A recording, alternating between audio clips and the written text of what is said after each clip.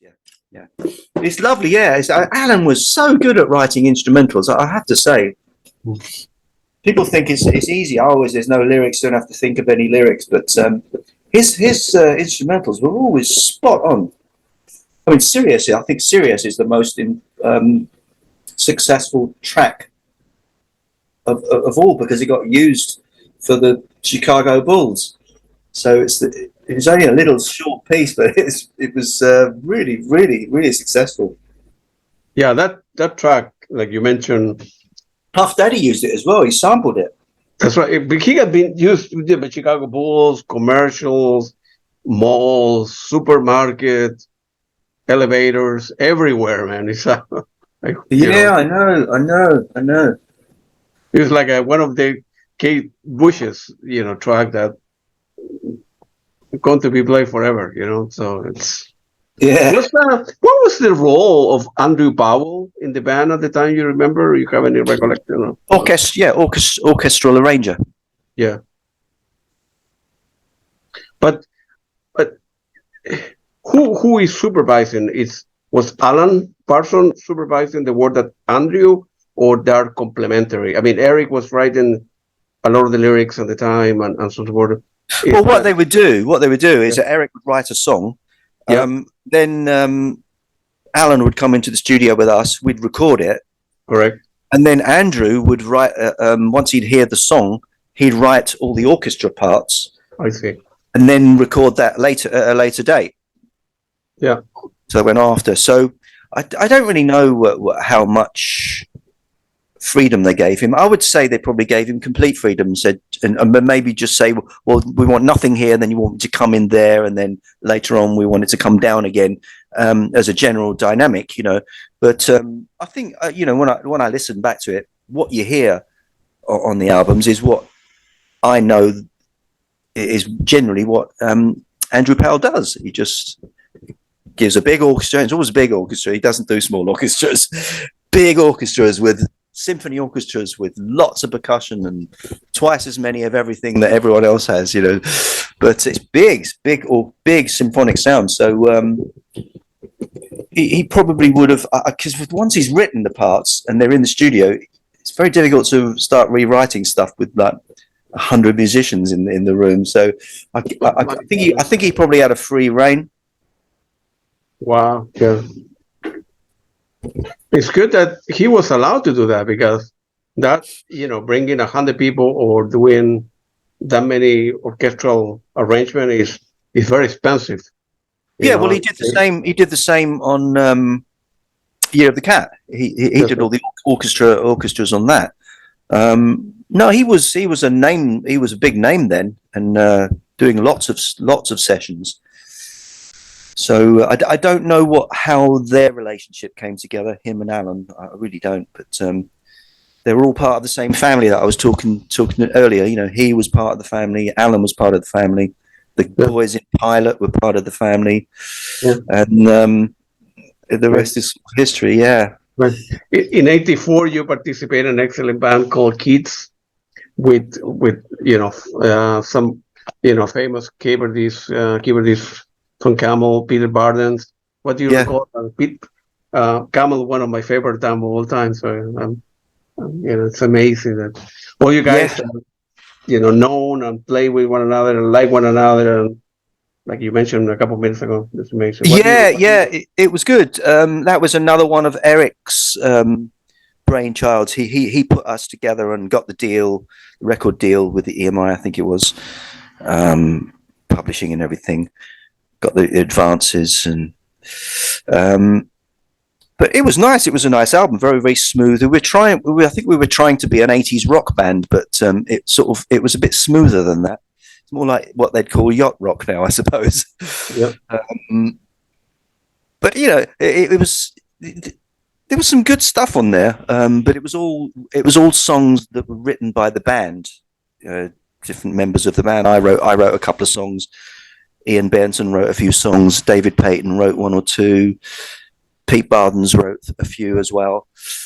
Colin, my songs were co-written with Colin Blunston. We wrote together at that time.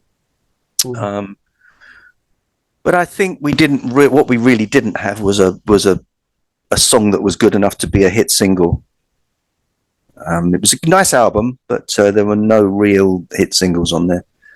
The one that we tried to sort of get a hit single with, which was a Pete Parsons song, just didn't make it. So we got a re-signing. EMI re-signed us for a second album, but then they dropped us, so we didn't get to do the album. But we got the money. So we got an advance, and they said keep the money, but we don't want the album. So we got dropped. Yeah, but I think actually the Keats album is as we speak, it's coming out on vinyl with Renaissance Records.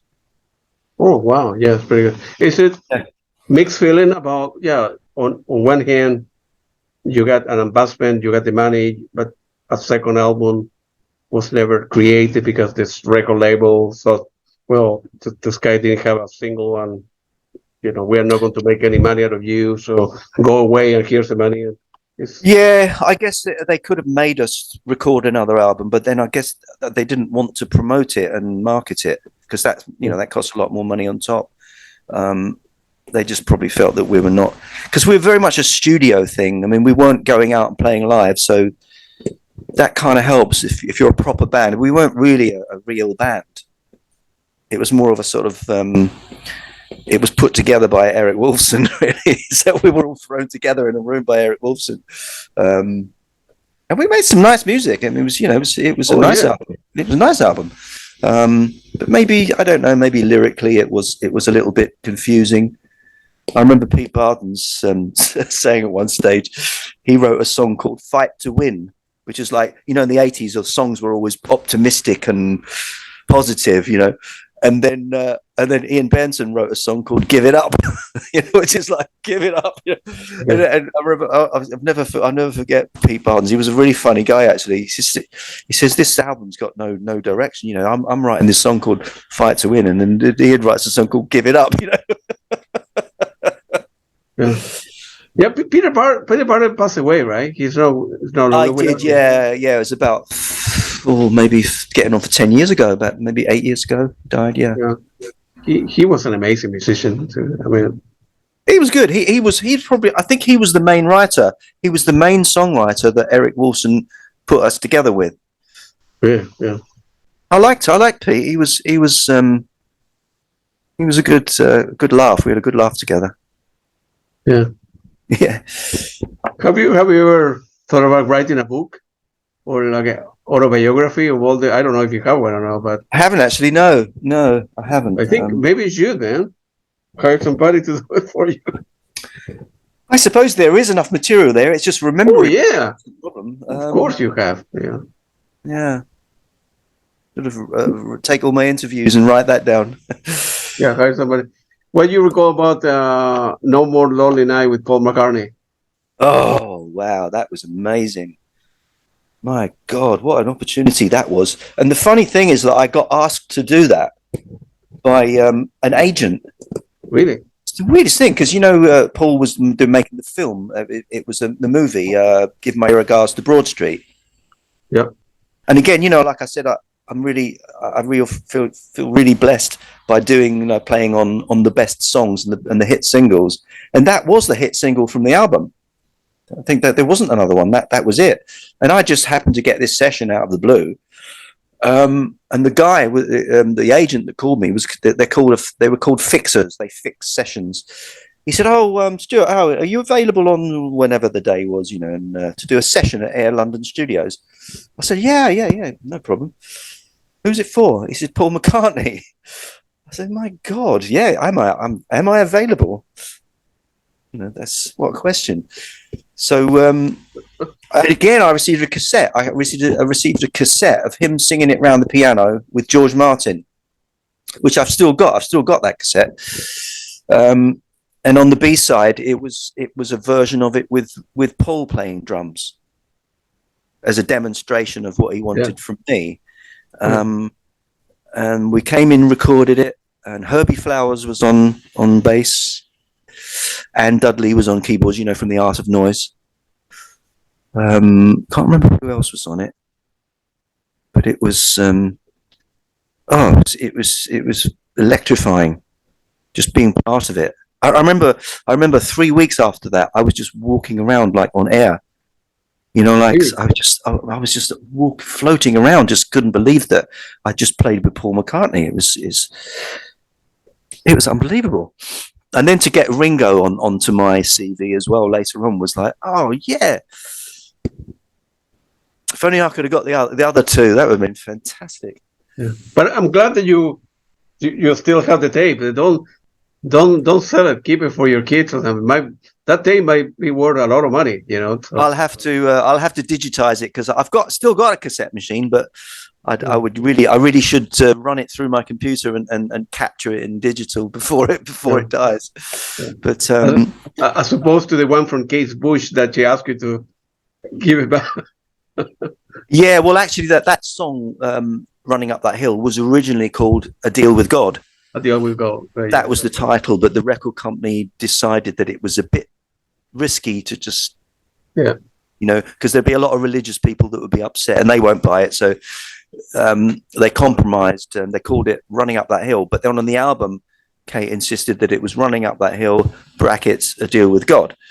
Right, so she kind of got her way in the end. But all this religious group will gain against you. Hey, why are you using that kind of lyrics? God is God and this and that, and of course, yeah. I suppose in business, when you're business and marketing, you do need to be careful. Otherwise, that's right. Because you want to sell, you want to sell the product, and there's no point in upsetting people. Absolutely. What you recall about George Martin on Kenny Roy's album, Heart of the Matter? Oh man, that was another one. In fact, I've just put that song as one of my number one top favorite songs that I played on my. There's a Facebook sort of what's it called? Stuart Elliott Cockney Rebel fan page, Facebook page. I was asked what my what songs I was most proud of playing on, and "Heart of the Matter" is one of them. It's a beautiful song, isn't it? Oh yeah, of course, yeah. Oh man, I mean, again, I listened to that album, and what happened was George Martin invited us over to Paris to record those songs with Kenny, and then he went off to LA to do the rest of the album. But when you listen to that album, if you listen to the 4 songs that we played in Paris, we got the best songs. "Heart of the Matter," "Tomb of the Unknown," whatever it was, "Love." And there was a couple of "Morning Desire," and there was another one. But we got the best. We got the best songs and the title track. In fact, I met the songwriter Michael Smotherman on Facebook. I just saw him on Facebook, and I made a Facebook friend of him about 3 or 4 years ago. And then a few months later, he died. And I thought, oh, what a shame. But I had to tell him. I just had to contact him and say, that song is one of the most beautiful songs I have ever had the pleasure to play on. Thank you for writing it. It's just, oh man, what an honor it is to play stuff like that. Absolutely. It's just sad that people don't get that opportunity anymore to be in the studio. You're a lucky guy. I'm giving you more ammunition for you to write your autobiography. I'm bringing memories back to you, and I remember that. And, I mean, you have enough material for 400 pages, man. So maybe one day you will listen to this interview and say, man, this guy, took me year by year after that. Maybe I better listen, because there's got to be a lot of maybe if this interview is long enough, maybe the transcripts would make a book. I don't know. Oh, I will send you the transcript. I will send you everything. Don't worry. You play with another lady. I think she's Ana Gabriel. I think she's from Mexico, and you play with famous musicians from all over the world, not just the English world or the European world. You recall anything about Ana Gabriel and how that opportunity come about, or no, you don't recall? I don't remember that name at all. I remember Ana Belén, but Ana Gabriel. Yeah, but Ana Belén as well. She's well known as well. So it was Victor Manuel and Ana Belén. I think the most from Spain. Yeah. I think the most popular and famous one was. I mean, are you from Chile or are you Italian? No, I'm from Chile. I was born in Chile, and I came to United States to study after high school. So, All right, yes, Claudio's sort of Italian name, isn't it? it is Italian name. Yeah, correct. Yeah. Yeah. So, well, I played with some big Italian artists. Claudio Baglioni was one, but the most enigmatic one was Lucio Battisti. Yeah, I know the last name. I don't know. Well, the one song again, I got the pleasure to play on his most famous and most popular song, which is like of the decades in Italy. It's called Con il Nostro Rosa, or Nostra Rosa. Con il, Conil. Yeah. Nostra Rosa, I think it is. Now that song, it's one of those songs that becomes a big hit for generations and generations. And the number of Italian people that have just said, "Oh man, that song is just incredible," and it is. It's a beautiful, beautiful song, a beautiful track. And poor old Lucio, he died quite a few years ago of cancer, but he was a lovely fellow. He was the only Italian or European artist that I ever worked with that could speak English. Yeah, the Italians are very particular. Yeah, well, none of the Spanish artists or Italian artists that I ever played with, none of them spoke English. So our producer Jeff Wesley, he had to learn Spanish and Italian in order to produce them.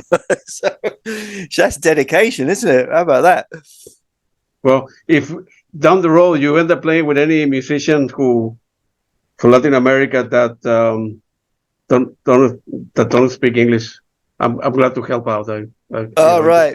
You have been very good to me, so yeah, glad to help you out with translation. Yeah. How did the collaboration with the Roy Daltrey came about? I can't remember who. I actually can't remember who called me about that.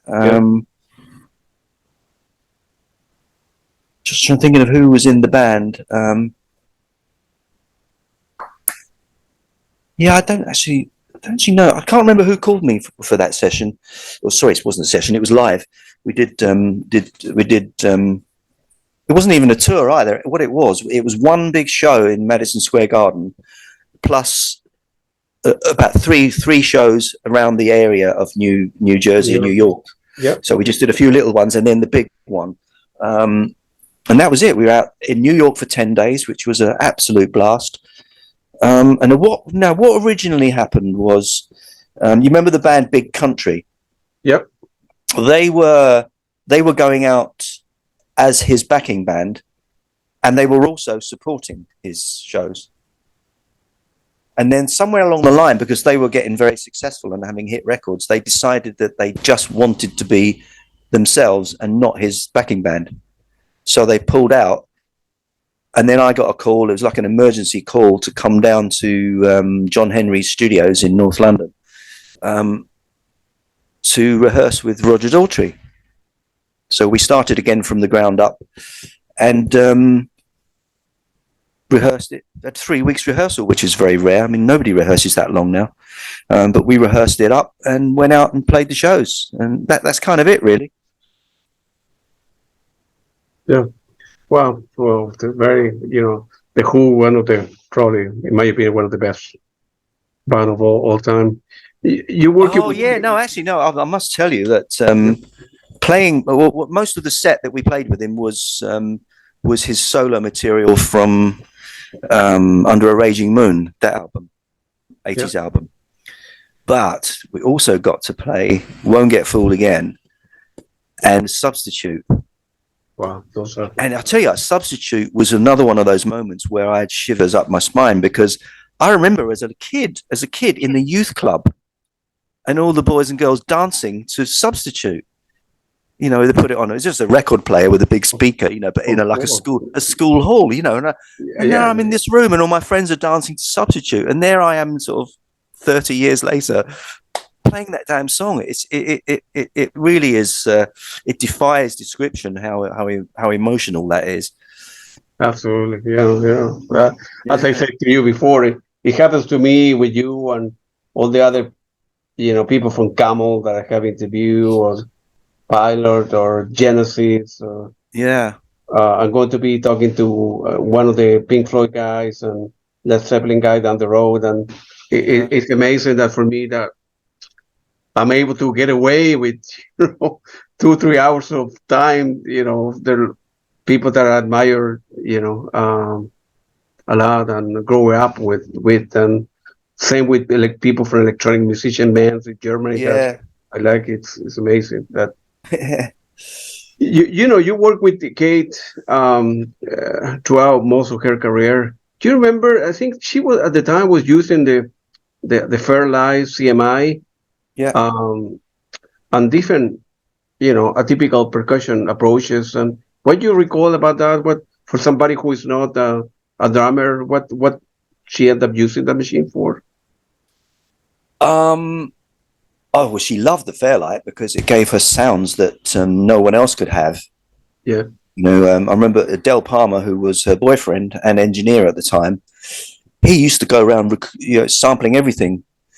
He'd get aerosols and make a sample. Hit a door, boom, that's another sample, and then he'd make these patterns, these percussion patterns, and he was very good at it, I must say. Some beautiful patterns on the albums that I then got to play drums over. He didn't actually program drum parts on the Fairlight. It was more percussion and unusual sounds. And of course, the Fairlight, I think the first time he used Fairlight was on Babooshka, with the broken glass, the smashing glass sound. And after that, Kate used it quite heavily to start songs off and to get sounds that were unique to her rather than factory sounds. She was very much into being individual. So yeah, that worked really well. But as I said, the only thing that does is it sort of it ties everything down to it has to be either machined or free, and I kind of preferred the free approach. But as the 80s kind of went on, progressed, there was more sort of live and machine playing together. So kind of it was part of what technology had provided, and everyone was jumped on the bandwagon, so kind of had to go with it, really. But having said that, it did give birth to some really interesting textures and rhythms and just something different, I guess.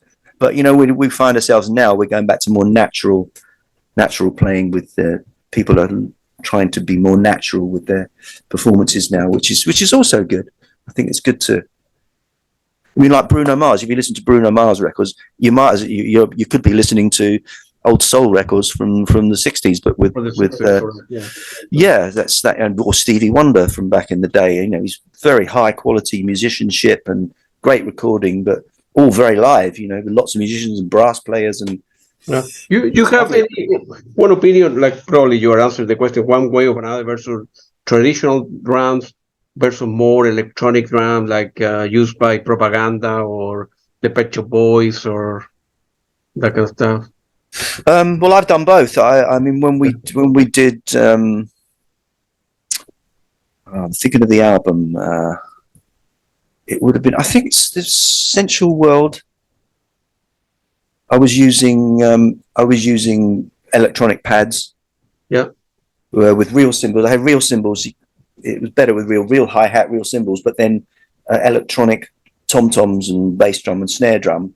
And I did that for a few years, actually. It was great. Kate loved it because she could, we say we need a bass drum sound. So I'd get my sampler and I got about 1,000 bass drums in there, and I just hit the bass drum and turn the knob and change the bass drum, and they'd stop me and buy one. Oh yeah, we'll like that one. Yeah, we'll have that one. And then a snare drum, change. Yeah, that one. We'll have that one. So once we got the bass drum and the snare drum, which was a uniquely new sound for a track, we'd go off and record the track. It's just great. It was a great way to work. there is a time, right? I mean, that kind of stuff was very popular.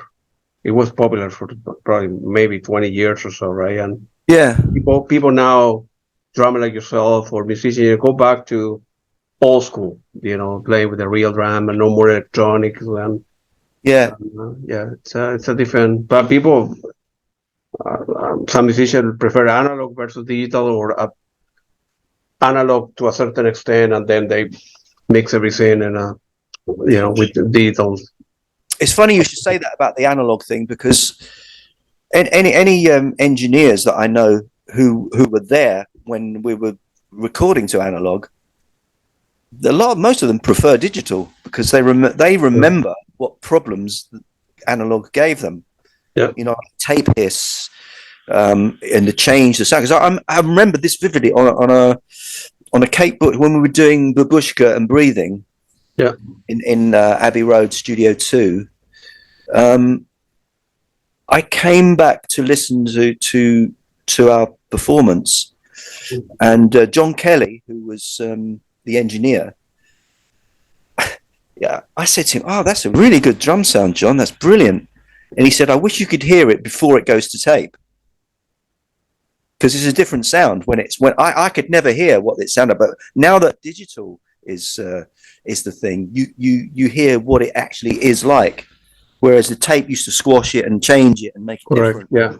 And he didn't, I got the impression that he didn't like the fact that it had to change when it went down to tape. Yeah. So there you go. I think it's mostly young people and young producers that have no experience of tape that say, "Oh, tape is best," but they don't really know what they're talking about because they weren't there. They've never recorded to tape. Well, they haven't seen or hear both, right?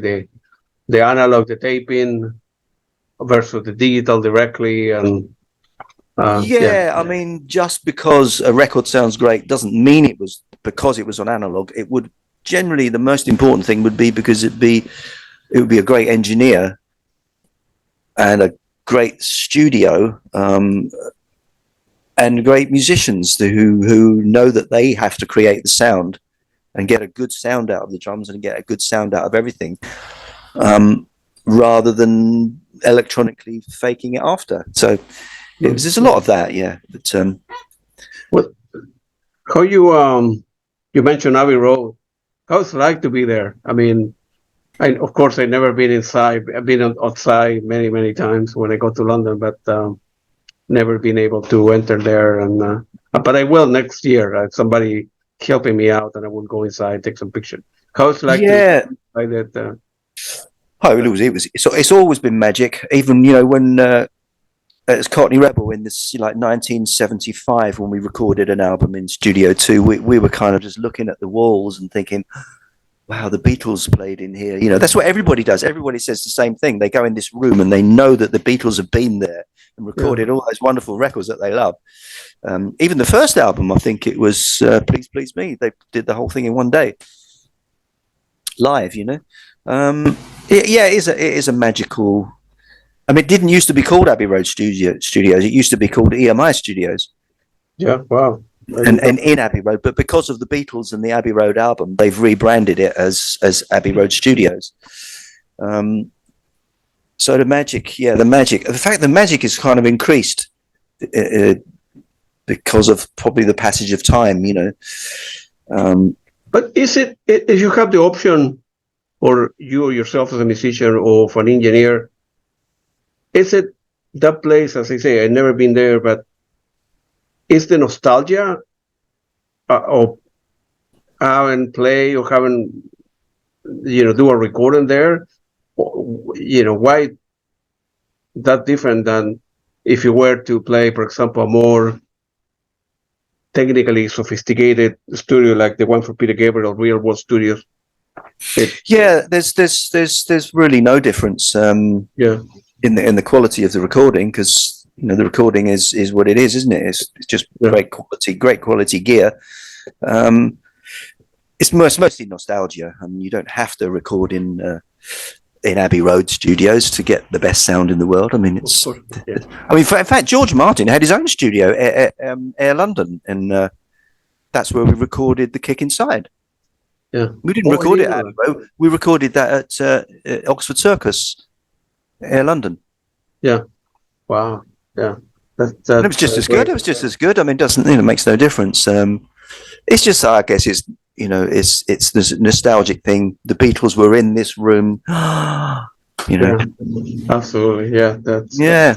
And it's like the room. I have seen many pictures from the inside.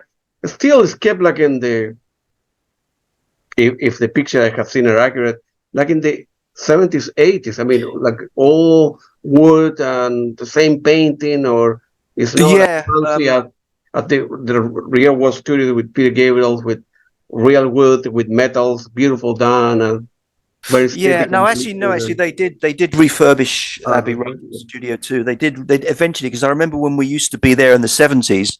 Yeah, you look up on the ceiling, there was like fabric stuff that was all torn. Oh and yeah, dust, all black dust on it and everything. And so but they were scared. They were scared to touch the room because they didn't want to ruin the history and everything. But eventually they had to. But it looks the same. They just cleaned up the ceiling, and they used to have these big what was like cloth strips of drapes. The wall. I think they're still there. They just I think they put new ones or new clean ones or cleaned them or something like that, and then just painted the walls. But they didn't change much. Wow. Yeah, probably they will do that. What can you tell us about the album with Alan Parsons on Try Anything Once, where you end up co-authoring the hit Mr. Time, which is a very good one. Oh right. Actually, incidentally, that album, Try Anything Once, that was all played on the electronic pads and real cymbals, like I was telling you. Yeah. So there was no acoustic drums on that album at all. It's just all electronic. It's all played live. I played it live, but it's an electronic kit with real cymbals. So what do I remember about Mr. Time? Oh, well, I remember the original version when it was a band that I was in. It wasn't a gigging or touring band. We just used to record stuff at my studio called the Dreamfield, which we didn't get anywhere. We never got a deal or anything. We just sort of fizzled out. But it was a nice year of writing songs, and that was one of the songs that we wrote together. Jackie Copeland was the girl that sang it, and she was in the Dreamfield with me and a guy called Rick Driscoll. In fact, we released the album as library music just a couple of years ago. No, in fact, about 3 or 4 years ago.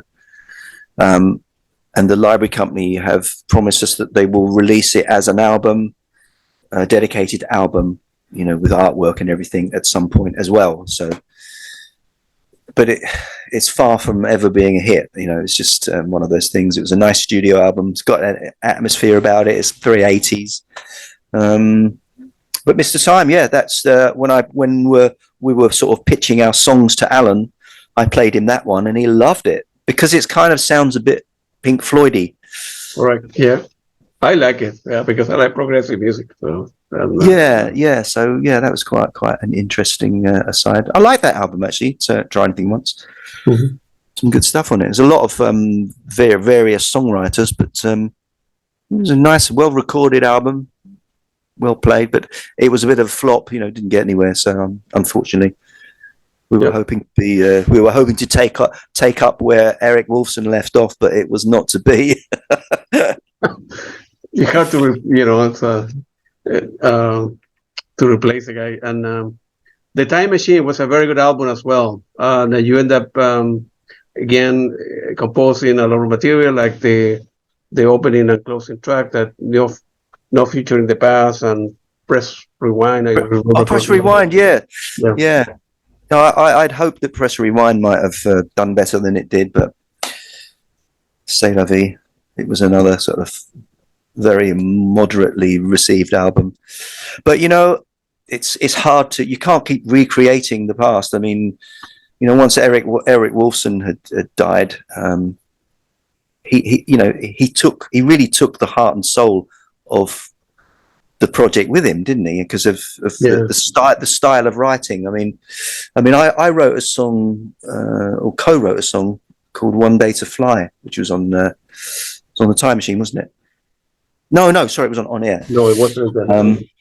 Yeah, on air. And that was a big, long, Beatley, project-y epic with lots of orchestra and everything. But I think that time had passed. Trying to be Eric Woolfson was not something anyone should have dared try to do, because I remember when we went out sort of doing some touring with the band, and we were playing a lot of the new stuff.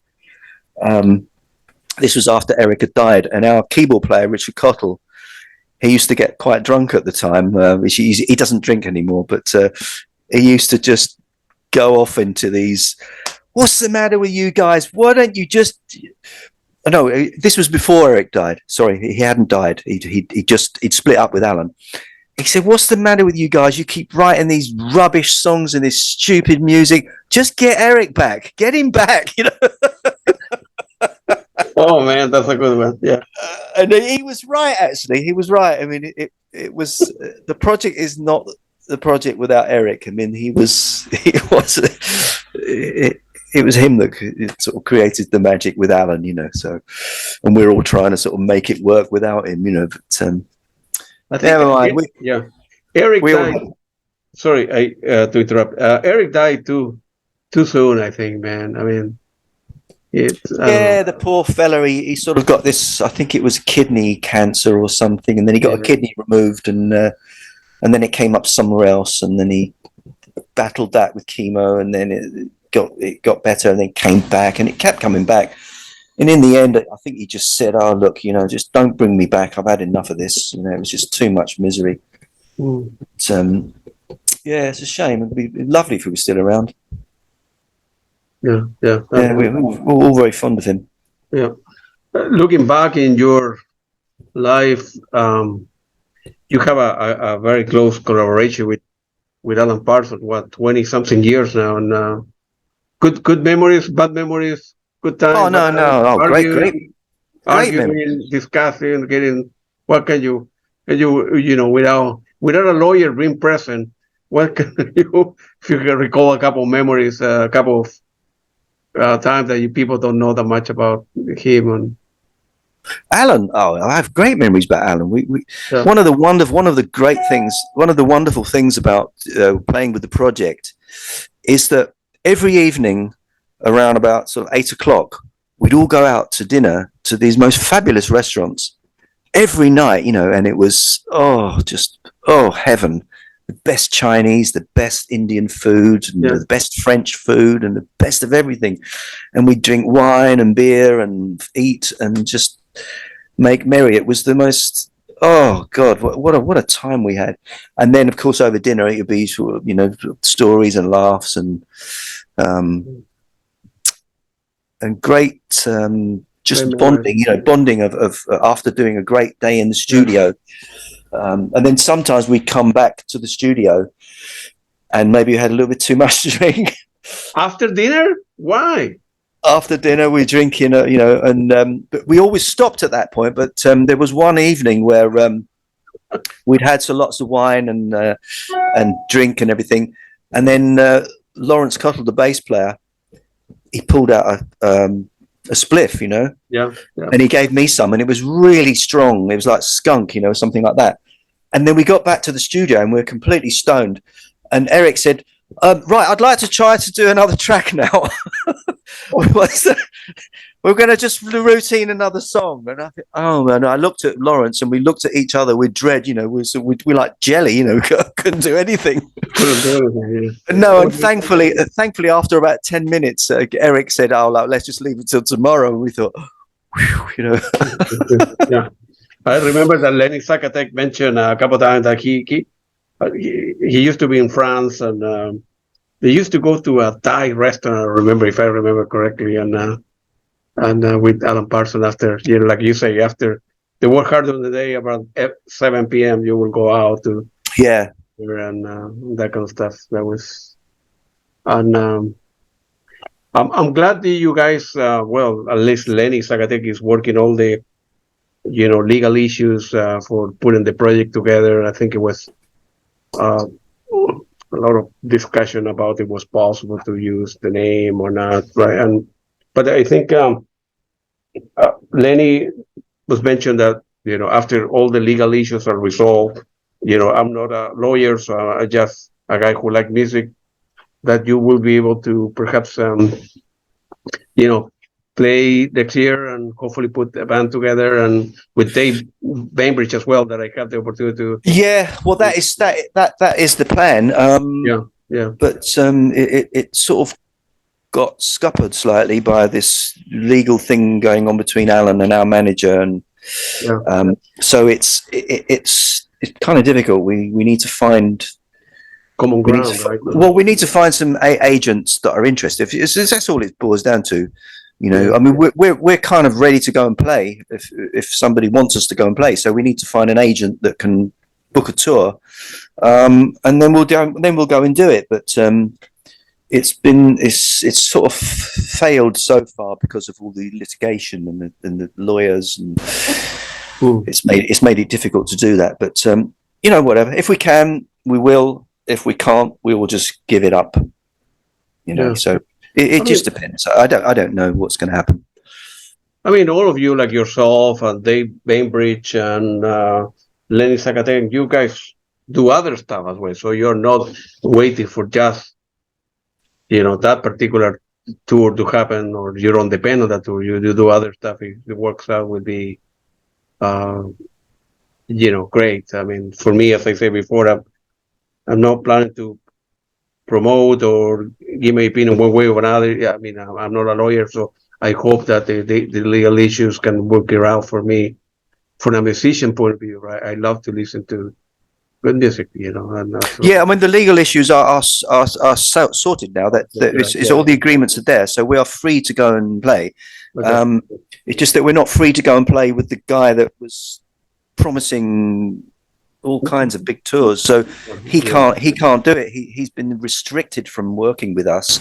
So with another agent, whatever. Hopefully, well, I don't know. I mean, it depends on what faith another agent has. We certainly don't.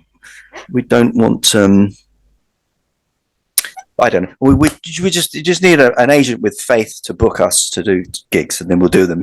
So that's it. The keys of the kingdom are in their hands. Really, we can't force promoters to book us, but we need someone that can approach them and get it going. So we're working on it at the moment. So I'll drop you a line if we get success. Yeah, I would love to go and see you play live. Alan Parsons is kind of. He was sick for a while. I think he got an operation. He's slowing down. I think he only did 2-3 gigs recently. And I saw that he has a big chair. I think he was sitting back on it. He's probably still got some injury. But no, I wish him well. I didn't like to think. I know we were sort of fighting and everything, but yeah, I do wish him well. I mean, he is an old friend, and of course, I was quite sad actually that. It kind of got to where it did with lawyers and everything. I thought I'd learned my lesson, with being sucked into litigation and lawyers and people being sued and everything. It's like I managed to divorce my wife, well, 2 wives. We managed to divorce without lawyers. We just got round a table and said, "What do you want? What do I want? What have we got?" Yeah, okay, good. Done. Job done, and no lawyers.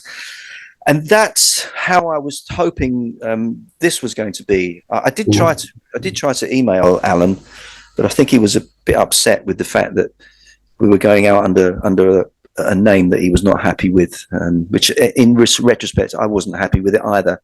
And it was me that got our manager to ditch this stupid idea of calling it the Alan Parsons Project, the original Alan Parsons Project Band, which I never liked, but it kind of got overridden, and all the lawyers thought it was okay, and I just thought, oh dear, I don't like this. But I got it stamped out in the end, and we changed it to just the project, which is fine, which is what it should have been from the beginning, and we wouldn't have had all these problems, which is correct. It's really lamentable. At the end of the day, the lawyers are the ones that making money. they want to prolong the stamp because they get paid per hour and this and that, and then you end up ruining friendship for, that people that you knew for or you play with like for 30 years, like Well, that was the whole plan for, as far as I was concerned, about approaching Alan legally was to get just mediation. Say, look, what do you get everyone around the table and say, this is what Alan wants, this is what we want. What should we do? But it took 2 years, and it got deeper and deeper and deeper, and to a point where you can't get out. Once you're into that, you can't get out, because all the language, the legal language, I don't understand a word of it anyway. It's like you think we'll just let the lawyers take care of it. But then when you do that, it just goes from bad to worse, and it's one of the most lamentable periods of my life, and it sort of destroyed our relationship with Alan, which is I'm really unhappy about, and Eric Wolfson's company, and I don't like the fact that we had to sort of become what seems to be like enemies, and it doesn't feel good. But anyway, what's the worst? It's like you fighting with Kate Bush, that you play with her for many years, a great album, the best track of all time, maybe, and but yeah. Well, it is what it is. We just have to make the best of it. As I said, I do wish Alan well, and I hope. Of course, he's a very nice person. Yeah, very good. He's a fine guy. Yeah, and I hope his back doesn't stop him from doing what he needs to do. Yeah, I don't have that many questions left, and I want you to, if you can elaborate on the library album that you're putting together. I think you end up creating them, and you sell the right to be used in TVs, movies. How that work? That's exactly what it is. It used to be called library music, but they call it production music now. So really what it is, when you get directors, producers and creatives that are making TV programs and movies, documentaries, they always want music, but they can't really afford to just book, if they want sort of like the Rolling Stones type music, they can't say, oh, well, let's use all the Rolling Stones music, because they'll pay so much money for it that the program just goes bust, So they think, well, what can we do? We can do some stuff that sounds like 70s rock, or if they want Spanish music, you do them as a flamenco track. If it's, it doesn't matter what it is. I tend not to sort of do as much. Like I wouldn't do a flamenco album. I've done a couple of flamenco tracks with a friend who plays flamenco guitar in the past, but some of the more recent ones I've done are like glam rock. Yep. You remember 70s glam rock? T-Rex, Gary Glitter as well, unfortunately, but a few others. And I made an album of that with my guitarist friend, and sounds great. Love it. It was good fun to do it, and it's on the shelves now, waiting to be used. Another one I did was, it's like a sort of, I did it myself. It was, it's like, the music from The Godfather and all the sort of mandolins and clarinets and stuff like that. Jewish, sort of Russian, sort of Italian music, like from the 60s, So I did an album of that, which was a lot of fun. Yeah, and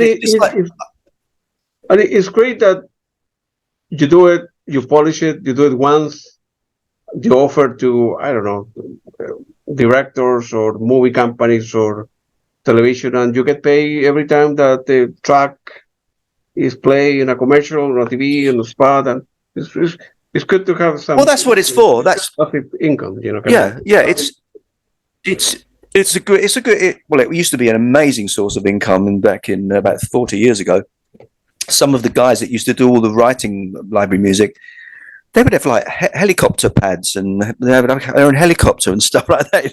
They get, because there was only a few of them. There wasn't very many, but now everybody is making library music. Every musician they're all making library music. So it's another market that's been saturated.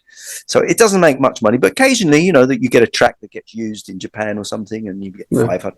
500 euros or 500 pounds or whatever, Yeah. 600 pounds, 1,000 pounds, or 20 pennies or something. You know, it can go from nothing to big, but generally speaking, it's kind of a steady thing that if you've got lots and lots and lots and lots of tracks out there, you've got a steady income of, you know, a decent amount, like it's almost like a pension, really. You can treat it as a pension, but it's not music that it's not music that anyone would sit down and listen to. It's not like that. As opposed to Spotify, right? That you need to have millions of hits like Genesis or Peter Gabriel or Kate Bushes of this world, Alan Parsons of this world to get a check for $300 or something, you know. Well, that's right. Yeah, it's all. Well, this is the thing. The big money now is in live performance, but also in sync. You know, where they sync your music to film. Yeah. In fact, that's how the Kate Bush, the Running Up That Hill, became so big, because it was synced to Stranger Things. That's right. Yeah. Netflix used it for Stranger Things, and all of a sudden, it's like number one globally. It's like what? It's unbelievable. Yeah. And for 3 months, it was top 10 for 3 months. It's like in global. It's unbelievable. Yeah. So that was a nice little present for me, you know, as so I'm daddy cool, or even granddaddy cool, you know, now, because I've got grandkids and kids that are kind of think that I'm cool again, you know. So it's Hey, my grandpa used to be in the track that you listen to, so. That's right. Yeah, they're saying, my granddad. And then their friends are saying, yeah, I don't believe that, you're lying, you know. That's right.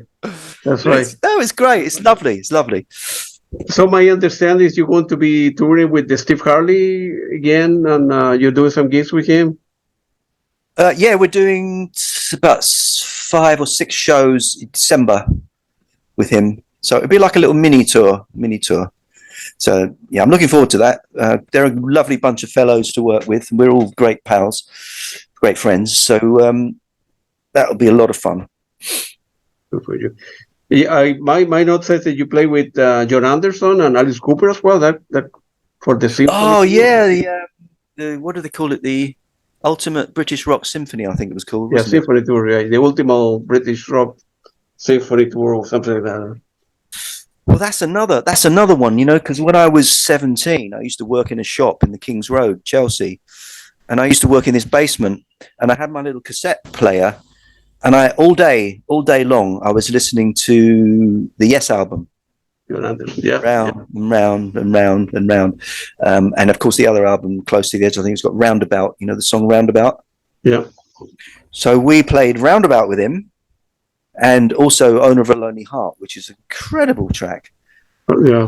It's another one of those things that it was like it ticked another box in my sort of my teens, you know, like I got to work with John Anderson, and he really liked our performance, and it was like, oh yeah, what a joy that was. And Alice Cooper as well, but we didn't play an Alice Cooper song. We played My Generation, the Who's My Generation, and another one, I think it was a Pink Floyd number. It might have been Leave Those Kids Alone or something like that. Wow. Hey teacher, leave those kids alone. But with Alice Cooper, yeah. Who else played on that now? Oh, Tony Hadley was on that, and of course Alan Parsons was part of it as well. So we became the house band. So got to play with all the artists. Yeah, I saw recently the current version of Yes, right, with Steve Howe and new people, and I have seen also Ian Anderson many times by himself with his band. It's some unbelievable, man. That those or Rush. I mean, they're a band that 50 years later still, or Genesis, 50 years later still touring, playing, doing well. People keep on buying the music, or they vinyl, or for example, Peter Gabriel announced a new tour, and I'm a stupid guy. I'm going to be flying to Europe to see Peter Gabriel in Italy, and then go to the UK again to see the guy because I like his music, and it's amazing that people, it's still after 40, 50 years, they're they're great. They're playing great. They create the Yeah. music. It's like Kate Bush. If Kate Bush announced, a tour of 20 days or 20 gigs somewhere, the ticket go like that. Whether the ticket costs £200 or £500 or 700, people would put the money, would put the credit card and go and see her. It's amazing. And Yeah. So do you always have to travel far to see concerts? Don't they ever come to where you live? No, I go. Yeah, here I'm able to see close to between 40 and 50 gigs a year. So I go everywhere. There's some bands that they don't come to the United States. Right. Okay. Like bands like Phonics or Simple Minds, Simple Red, and so forth. Oh, I played with Simple Minds as well at one time. Yeah, feel free to elaborate on that. Yeah. They used to be fans of Cockney Rebel. No, I didn't know that. Yeah. Yeah, because when I played in Antwerp at the Proms, and they came it was just Jim and Charlie, the guitarist. Yeah. And I was in the house band, so I was playing with everybody plus Alan. But then when Jim and Charlie came down, they came up to me and they said, "Oh, it's great playing with you. We're big fans of Cockney Rebel when we were kids, Wow. They're not that much younger. I think they were probably about 7 or 8 years younger than us. Yeah. But when they were sort of young lads, they used to come and see us in Scotland when we played there, in 75, I think. So it was great to be able to play with them because they, what was the name? What's the name of that big hit? Won't get. Oh no, I've forgotten the name of their hit, but Don't Forget About Me. Yeah. Oh yeah. Yeah. That's a beautiful track, man. Oh yeah, I know exactly what you're talking about. The funny thing is that's the only track that they didn't write. It was some American guy that wrote that apparently, and I think the record company persuaded them to record it, but just as well they did because it was a big hit, wasn't it? Oh yeah, playing that was fantastic with those guys. Yeah. Great. And I wanted to answer your question. Yeah, I want to have the opportunity to see. The last time I went to Europe, this year I went twice. See Eric Clapton play at the Royal Albert Hall, and then the last 3 shows of Genesis playing at the O2 when with Phil Collins announced, "Hey, we come to the end. This is it. We don't need the money. We have done okay. We don't want. It's hard for us to travel and so on and so forth." And I was there, so it's as a music lover, if you will, and I have been able to, get some satisfaction. Like, I'm Phil going there. So it's a shame that Phil's health declined like that because he was one of the best drummers to come out of the UK. What a fantastic drummer he was. Yeah. It's just so sad that he had to sort of have that sort of problem with the neck and the arms and everything. And he was. You get to a point where the body doesn't work anymore, and hey, you have that much money on the bank, and you don't want to tour. You want to be with your kids, your grandkids. What's the point, right? Eventually, you need to say, well, unless you have to work, right? So not many bands could afford to play that, right? True. Yes, true. Yeah. People to keep on playing and keep on touring and keep on recording to pay the bills. Other bands, they say, hey, I think Genesis recently sold the music right to one organization for like $300 million or so, and so they don't need the aggravation, and they want to enjoy their life, whatever they want to do, and stuff like that, and. Plus, going to London, I mean, London is becoming very, very expensive. I mean, not just the flight. The flight is not expensive, but, taking a cab and the hotels and the meal is very expensive for young kids that just finished high school and try to make it into the workforce to live. That's what people don't live outside. That's right. Yeah. Outside London. Yeah, and it's worse now than it's ever been. I mean, just everything is, even simple things are getting really expensive. You go into just the food shop and you think, wow. I've got a Turkish mini market over the road. Yeah. And I quite often like to buy a little wedge of Parmesan cheese, Italian Parmesan. Of course, yeah. I put on my pasta sauce, which is normally about £3, just under £4. Over there is £7 for a little piece of cheese. I thought I'm not going to eat that cheese if it's £7. It's like ridiculous.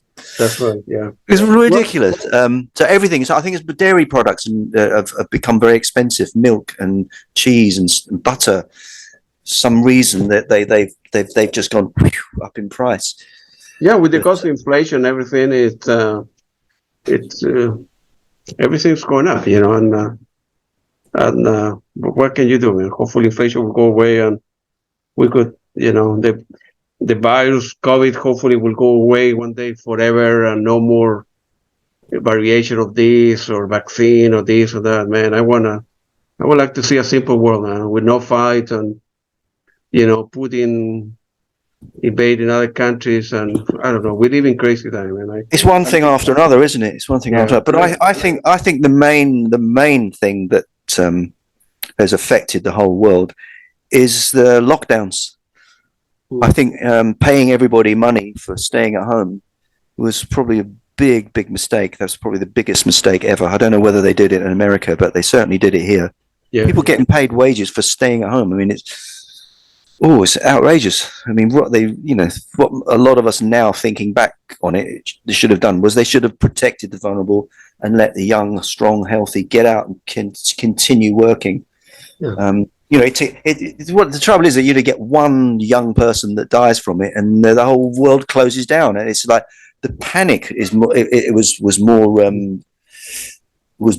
just made everything seem worse. And also, the people that used to get paychecks by no working or doing this, now they want everything for free.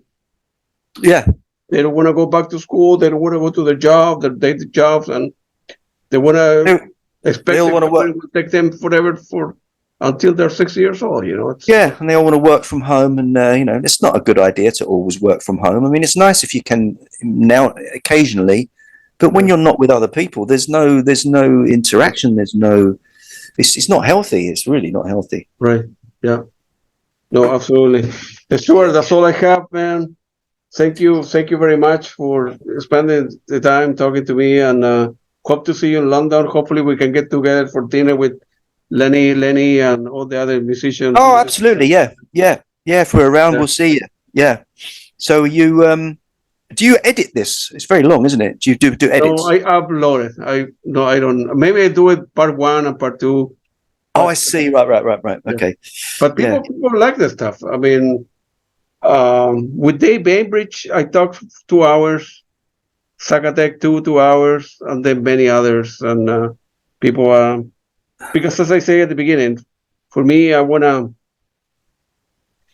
see the human side of the person, of the musician, or the player, or drummer in your case, and I got to know a little bit about yourself, and people like that.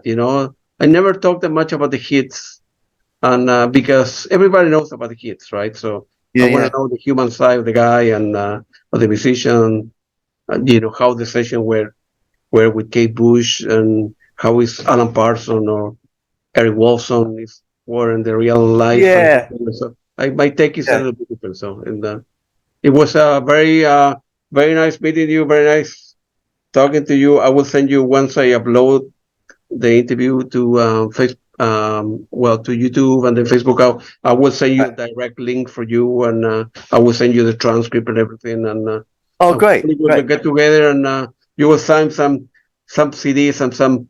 Sure, yeah, of course. For me to sign when we get together, man. Yeah, actually, one thing is, the one show we did with the project in Barcelona. Yeah. The orchestral show. We recorded that, and I mixed it. I spent months mixing it, and it really is quite a special album. It was we only did one performance. We just had 8 days rehearsal. Right? Yeah. We had 8 days rehearsal, and then we played the show, and we recorded the whole thing, and videoed it as well. We can't really use the video at the moment, but if we can get some interest for touring, we will definitely be releasing that album. Yeah. and it's quite special. It's not like anything.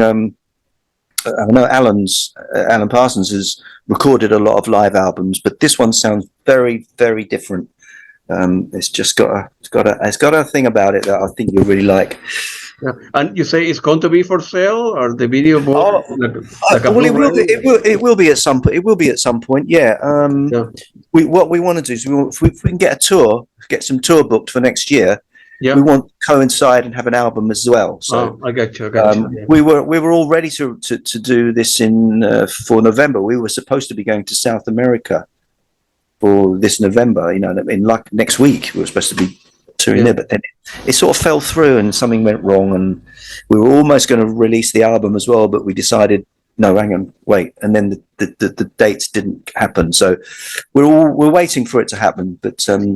Where's Argentina, Chile, or? Yeah, we were going to Chile and Argentina. That's exactly where we were going. Yeah, and Brazil. But and the promoter was really, really up for it. But I think he felt a bit rushed because it was too close. This was like a month ago. Yeah, I thought it's too close. We need more time. If we book something for next May, then we got plenty of time to promote it, plenty of time to think about the album. Yeah. But I'm really excited about the album. It's a really lovely listening experience, especially Lenny sings a lot of the songs. Well, he sings quite a lot of the set, but he sings on songs that he didn't sing on the albums as well. I see. And he does a really good job. I have to tell you, he sings "Old and Wise," that song, and "Time." And these were songs where we thought, it needs someone different to do it with a high voice that sounds like Eric and everything. But then he said, no, look, give me a chance. And he did it, recorded it. And I said, man, that is just... Yeah. There's some tracks that are very difficult. And, Eric Wilson, it's... they're hard for any great singer to sing the stuff. There's some... Alan Parsons songs are very difficult to sing, no matter what you do, no matter how good you are.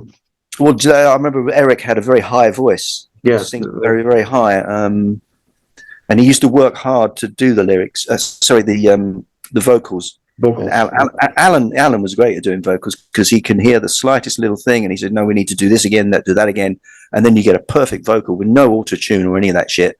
But Eric's vocals were always just perfect. But Lenny, he's got a very soulful voice, isn't he? Yeah. But when he sings the straighter songs, he's still got that little soul thing in him that puts it. His personality is in the songs rather than because in the past when we used to tour with Alan used to select this singer to do that and that singer to do that, and then they would try and copy the tone of the singer that's on the record, and in fact. Alan's guy do that now. They sort of try to sing in the same register or like sound like Colin Blunston or whatever. Whereas Lenny doesn't do that. He's just himself. That's right. Yeah. But because he's an original player, a singer with the project, he can do that. And you say, well, that's right. He's one of the boys. He's one of the guys in the original lineup, which was quite a big lineup. But he was still back there and played on the records. So. No, you'll like some of the versions that you hear with Lenny singing them. We've got another great singer as well called Sam Blue, who's a fantastic singer. He sings the more rocky ones to give Lenny a rest. But between the two of them, they're the best two singers that we've ever played live with the project as a team. They just sort of their voices blend together. Just when they sing together, when they sing in unison at the same time, it sounds like a new voice. Really? Yeah. It's beautiful because Sam has got a sort of rock edge to him, and Lenny's got a beautiful, soft, round kind of soulful thing. Yeah. And you blend them together, and you get someone else. It's fantastic. You'll love it. Yeah, I'm looking forward to that. And Lenny's an unbelievable guy. Plus, Lenny's a very good person as well. Like David Payton and then Dave Bainbridge, and they're great personalities. Looking forward to it. Yeah. We're all good buddies. That's right. Well, Stuart, thank you very much for your time, man. Have a good evening there, man. It was very nice talking to you. Yeah. And I will see you very soon, man. Great, thank you. Thanks for the invite. No problem. Take it easy. Thank you. Yeah. Bye, now.